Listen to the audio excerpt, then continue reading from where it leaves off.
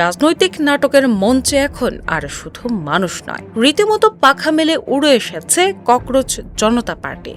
আর তাদের সেই ঝাঁঝালো আন্দোলনের তোপ সামলাতে না পেরে অবশেষে রাজ সিংহাসন ছেড়ে হাত ধুয়ে ফেললেন ভারতের শিক্ষামন্ত্রী ধর্মেন্দ্র প্রধান। আন্দোলনটা এমন এক তুফান হয়ে এলো যে গদির 4টে পায়া কামড়ে ধরে রাখার সব রকম চেষ্টা করেও শেষ রক্ষা হলো না।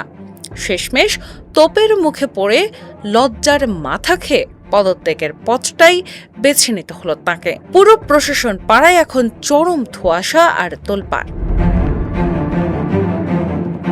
তবে আসল টুইস্টটা লুকিয়ে আছে ধর্মেন্দ্রবাবু পদত্যাগপত্রে কি লিখেছেন সেখানে।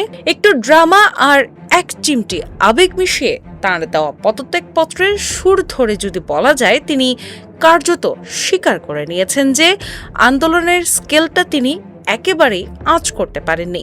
তাঁর ভাষ্যমতে পরিস্থিতি যে এতটা হাতের বাইরে চলে যাবে কিংবা ককরোচ জনতা যে এভাবে হঠাৎ পুরো রাজপথ কবজা করে ফেলবে তা তিনি স্বপ্নেও ভাবেননি। জনতার এই মারাত্মক ক্ষোভের তোড়ে টিকে থাকা তাঁর পক্ষে আর সম্ভব হচ্ছিল না বলেই নিজের মান সম্মানটুকু বাঁচিয়ে এবং গণদাবির মুখে বাধ্য হয়ে তিনি গদি ছাড়িয়ে দেওয়ার সিদ্ধান্ত নিয়েছেন। এক কথায় লড়াই শুরুর আগেই সাদা পতাকা উড়িয়ে দিলেন তিনি। শিক্ষামন্ত্রীর এই আকস্মিক পতন তাদের কাছেও এক অবিশ্বাস্য চমক। বিজয়ের পর রাজপথে থমথমে উত্তেজনা।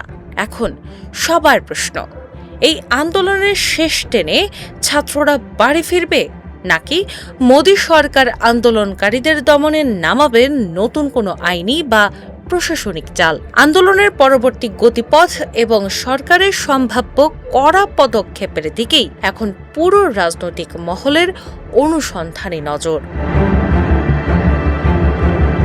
দিনা ইসলাম, বাংলা বাজার পত্রিকা।